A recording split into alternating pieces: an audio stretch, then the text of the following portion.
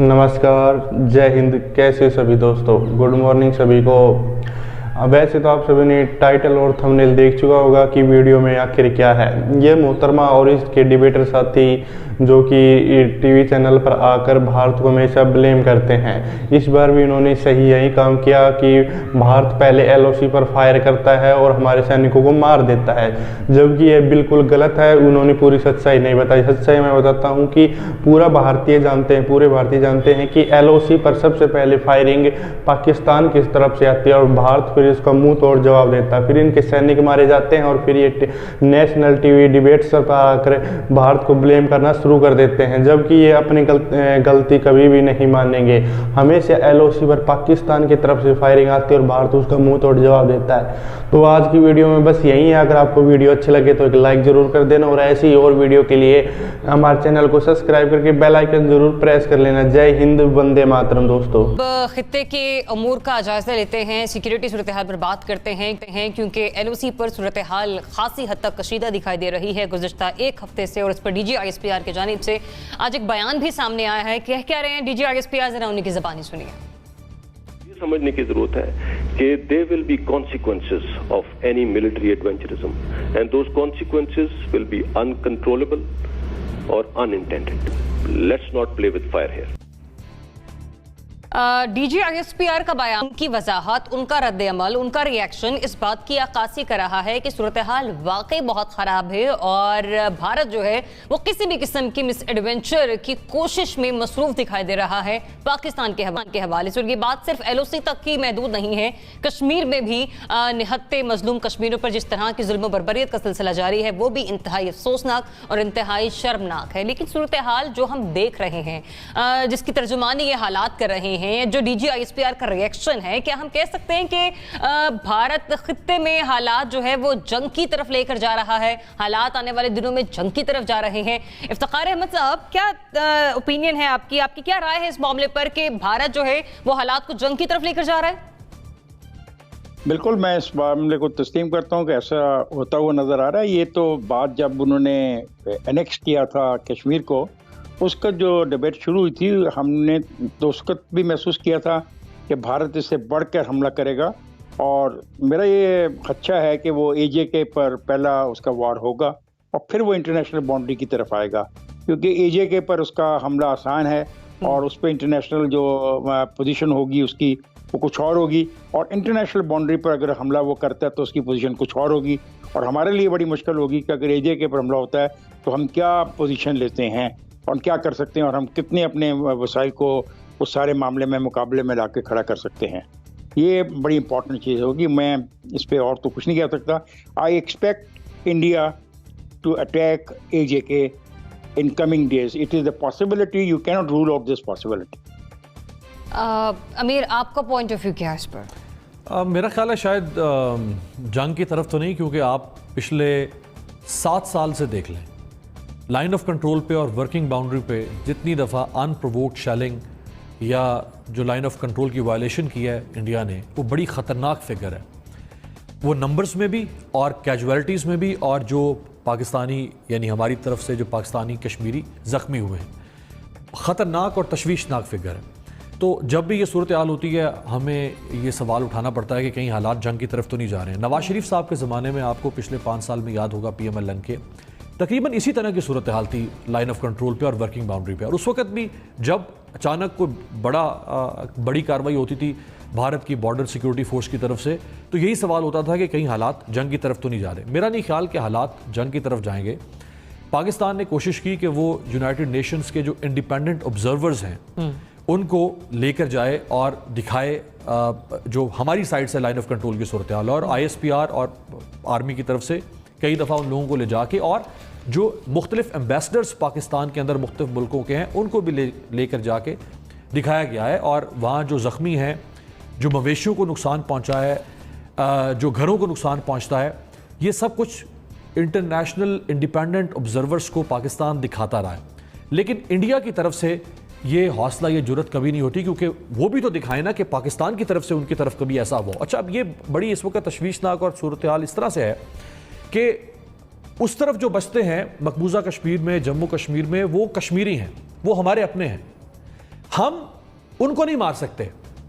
हमारी फौज की एक मजबूरी है, एक माजूरी है। हम अगर बदला लेना भी चाहें तो हम उस तरह से अनप्रोवोक्ड शेलिंग नहीं कर सकते हैं, हम गोलियों की बौछार नहीं कर सकते हैं, क्योंकि उधर जो मरेगा वो हमारा है। लेकिन भारतीय फौज जो है उनको इस बात की कोई परवाह नहीं है कि वो अगर मकबूजा आजाद कश्मीर में या वर्किंग बाउंड्री के इलाके में अगर फायरिंग करेंगे तो वो किसको मार रहे हैं, क्योंकि वो तो पाकिस्तानी कौम को अपना दुश्मन समझते हैं। लिहाजा उनको इस बात की कोई परवाह नहीं कि वो गोलियों की बौछार कर रहे हैं तो करते रहे, 20 दर्जनों लोग मर जाएं तो मरते रहे। हम हैंडीकैप्ड हैं, हम नहीं मार सकते इस तरह से। लिहाजा ये तो एक लॉजिकल पॉइंट है पाकिस्तान के पास कि पाकिस्तान नहीं कर सकता। हाँ, पाकिस्तान जब भी जवाब देता है तो वो उनकी चेक पोस्ट्स को, उनके फौजियों को, जो बॉर्डर सिक्योरिटी फोर्स है इंडिया की, उसको अटैक करता है। लेकिन हम सिविलियंस को अटैक नहीं कर सकते हैं, क्योंकि अगर हम उनको मारेंगे तो वो हमारे लोग हैं। तो ये सूरत हाल उठानी चाहिए इंटरनेशनल प्लेटफॉर्म्स के ऊपर, ये हुकूमत वक्त की जिम्मेदारी है। और ये सिर्फ ट्वीट्स के जरिए से इमरान खान साहब जो है वो समझते हैं कि शायद ये जो ट्विप्लोमेसी है ना, ये जो डिप्लोमेसी की अब नई टर्म आ चुकी है, ट्विप्लोमेसी, ट्विटर के जरिए से, शायद ये इफेक्टिव होगी। ये इफेक्टिव नहीं होगी। आपको एक्सपोज करना होगा और फैक्ट्स के साथ पूरी दुनिया को जाके बताना होगा कि पाकिस्तान में हो क्या रहा है और वहां से किस तरह शेलिंग होती है, क्यों होती है। और अच्छा, एक हॉटलाइन भी एस्टैब्लिश है दोनों तरफ से, सही। उस हॉटलाइन का भी कोई ना कोई रिकॉर्ड होता होगा और पाकिस्तान अपना प्रोटेस्ट रिकॉर्ड करता होगा हमेशा वहां पे, उनको उनकी तरफ रजिस्टर करता होगा कि उधर से कुछ कार्रवाई हो रही है। तो ये चीजें दुनिया को बताने की जरूरत है, प्रेशर डाल के भारत को एक्सपोज करने की जरूरत है। लेकिन भारत एक सॉवरेन स्टेट है, हमसे 3 गुना मईशत और दिफा के लिहाज से वो ताकतवर मुल्क है। जंग नहीं हो सकती है इस मामले के ऊपर, लाइन ऑफ कंट्रोल के ऊपर, लेकिन पाकिस्तान को जाहिर बात है एक आजाद, खुद मुख्तार और खुददार रियासत की तरह जवाब देना होगा। जनरल साहब, क्या है पसे पर्दा हकायक? एलओसी की सूरत हाल वाकई इस बात की तरफ इशारा कर रही है कि हालात जंग की तरफ जा रहे हैं? बिस्मिल्लाहिर्रहमानिर्रहीम। देखिए, ये जंग की तरफ यूं कह लीजिए कि बहुत सारी पॉसिबिलिटी है कि इंडिया कश्मीर में, आजाद कश्मीर में या नॉर्दर्न एरियाज में कोई बड़ा एक्शन करेगा। और उसकी वजूहात है, एक तो ये कि जो चाइना का इस वक्त इशू उनके साथ हुआ है उस पे इनको शदीद प्रॉब्लम्स हैं, बिल्कुल उनके यानी इंडिया के बस में नहीं है। नजर उम्मीद साहब, आपको लगता है कि हालात जंग की तरफ जा रहे हैं? देखिए, जंग की तरफ तो मेरा नहीं ख्याल के जाएंगे। इंडिया भी कोई फुल स्केल जंग अफोर्ड नहीं कर सकता, लेकिन ये बात जरूर है कि वहां पर जिस तरह के इस वक्त हालात हैं इंडिया में, चाहे वो माशी ज़बूहाली हो या ये कोविड-19 की वजह से लॉकडाउन, उसके जो असरात हों, और मोदी का एक दूसरा टर्म में जो किए गए, जो उन्होंने वादे लोगों से किए थे, वो बिल्कुल पूरे नहीं कर पाए। इसलिए उनको किसी भी एक मुतलक कुरान हुक्मरान की तरह एक डाइवर्जन की जरूरत है ताकि पब्लिक को किसी दूसरी तरफ लगाया जाए। ये एक ऐसा खेल है जो वो पहले खेल चुके हैं। ये पुलवामा वगैरह का जो हुआ था मामला, उसके बाद उन्होंने जिस तरह से उसको फ्रेम किया और अपने मुल्क में बताया, तो और उसे इलेक्शन जीत गए, तो उनकी अभी भी यही हथकंडा है कि किसी तरह इस टेंशन को ऊपर रखा जाए और ताकि लोग वो भूल जाएं कि वो लोगों की माशी सिचुएशन क्या है। हकीकत यह है कि हिंदुस्तान में इस वक्त इतनी ज्यादा अनएम्प्लॉयमेंट तकरीबन पिछले 10 साल का भी रिकॉर्ड टूट गया हुआ है। अगर आप वहाँ की न्यूज को फॉलो करें तो इस वक्त वहाँ पर सख्त किस्म का एक माशी तनज़ुली है। ग्रोथ रेट का जो वादा था मोदी की, जो एक्सपेक्टेशन थी वहाँ लोगों में, ख़ुसूसन मिडिल क्लासेस में जिन्होंने इसको वोट दिया था, वो मायूस होते जा रहे हैं। और साथ में ये दंगा फसाद और ये सारा जो वहाँ पे अक़लियतों के साथ जो सलूक है, वहाँ पे एक सख्त किस्म की टेंशन भी है, माशी के अलावा समाजी टेंशन भी है। तो उसमें बेहतरीन तरीका ये होता है कि अपना जो पड़ोसी जिसको आप दुश्मन बनाकर पेश करते हैं, वहाँ पर कोई ना कोई जो है वो लोगों की तवज्जो वहाँ पर मरकूज रखी जाए। और यही इसके लिए पाकिस्तान को बड़ी मतानत और संजीदगी से इस पूरी चीज को देखना पड़ेगा, जो कि अभी हमारी पॉलिसी भी है, बड़ी मेजर्ड पॉलिसी है, ताकि ये सिचुएशन बाहर ना निकले। लेकिन जाहिर बात है, हम कश्मीर का जो मसला है उसको छोड़ तो नहीं सकते, अबैंडन भी नहीं कर सकते, क्योंकि एक हमारा रिश्ता है कश्मीरियों के साथ तारीखी भी। और उसको हम उसके लिए तो हमें करना पड़ेगा।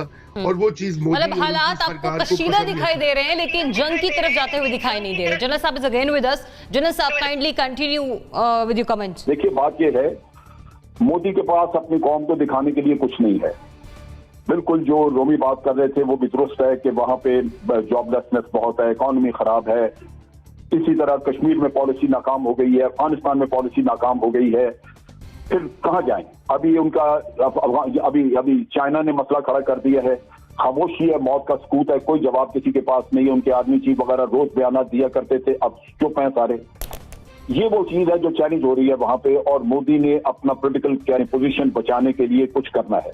इंडिया में साइकी ये है कि आप उनके ऊपर जहन्नम उनके ऊपर तोड़ दें, लेकिन अगर पाकिस्तान के खिलाफ कोई थोड़ी सी भी चीज आप कर लें, कामयाबी हो जाए उसमें, तो वो अपने सारे दुख भूल के इसकी खुशियां मनानी शुरू कर देते हैं। मोदी जो है उसने उनकी बेवकूफ अकल, उनकी जो बेवकूफ बनाने का जो जरिया उसके पास है, वो उसमें महारत हासिल कर चुका है। और एंटी पाकिस्तान वो काम कोई भी करेगा उसको पॉलिटिकल माइलेज मिलेगी, उसके लोग उसके साथ हो जाएंगे। युवा का और मुसलमान के खिलाफ, पाकिस्तान के खिलाफ नफरत का खेल है। अब आप देखिए कि उसमें वो क्यों करेगा। पहली बात यह कि पुलवामा का अगर आपके साथ देखें तो पुलवामा में उसने जो बालाकोट की तरफ गया, ये 1971 के बाद पहली दफा हमारी सरहदें किसी ने अबूर की और पूरी दुनिया को उसको हमायत हासिल थी। किसी ने दुनिया में उसकी कोई मजम्मत नहीं की, बल्कि पॉम्पियो और दूसरे मुल्कों ने कहा जनाब India retains the right to retaliate.